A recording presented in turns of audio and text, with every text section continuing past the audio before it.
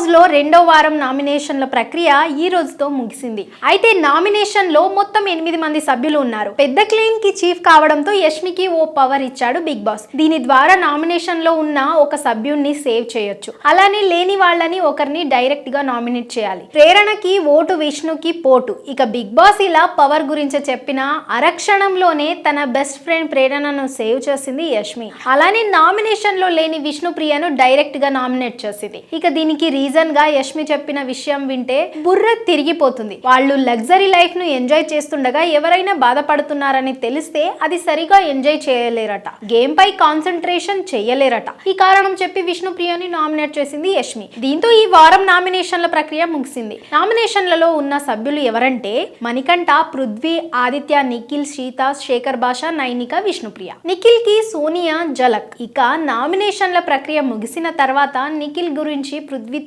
మాట్లాడుతూ గట్టిగానే స్కెచ్ వేసింది సోనియా. నామినేషన్లలో ఎవరు లేక పృథ్వీని నామినేట్ చేశాడు నిఖిల్. దీనికి రీజన్ కూడా సరిగ్గా చెప్పలేకపోయాడు. దీంతో పృథ్వీ కాస్త హట్ అయ్యాడు. ఇదే విషయం గురించి పృథ్వీతో మాట్లాడుతూ నిఖిల్ కి గోతులు తవ్వింది సోనియా. వాడికి అసలు పాయింట్స్ లేవురా, అందుకే అభయ్, నబిల్ ను నామినేట్ చేద్దామనుకున్నాడు. కానీ అభయ్ ని అప్పటికే స్ట్రాంగ్ కంటెస్టెంట్ అని ఆదిత్య నామినేట్ చేశాడు కదా, నువ్వైతే అర్థం చేసుకుంటావని నీకు వేసిండు అంటూ నిఖిల్ తరపున పృథ్వీతో సోనియా మాట్లాడింది. దీనికి వాడు అంత వీక్ ఎందుకున్నాడు అంటూ పృథ్వీ అడిగాడు. అవును, ఇంకొక 1 వీక్ చూద్దాం, వాడిని డెవలప్ అయితే ఓకే, లేకపోతే లైట్ తీసుకోవడమే, ఇంకేం చేస్తాం, ఏమన్నా ఉంటే రాత్రి పడుకునేటప్పుడు మాట్లాడుకుందాం అంటూ సోనియా అంది. అలానే నామినేషన్ గురించి టెన్షన్ పడకు, మనకంటే ముందు పోవాల్సిన వాళ్ళు చాలా మందే ఉన్నారు, వాళ్ళు పోయేంత వరకు మనం సేఫే అంటూ ఓవర్ కాన్ఫిడెన్స్ డైలాగులు కొట్టింది. మరో వికెట్ అవుట్. ఇక తర్వాత సోనియా ఖాతాలో మరో వికెట్ కూడా పడిపోయింది. పొద్దున్నే మణికంఠతో మాట్లాడుతూ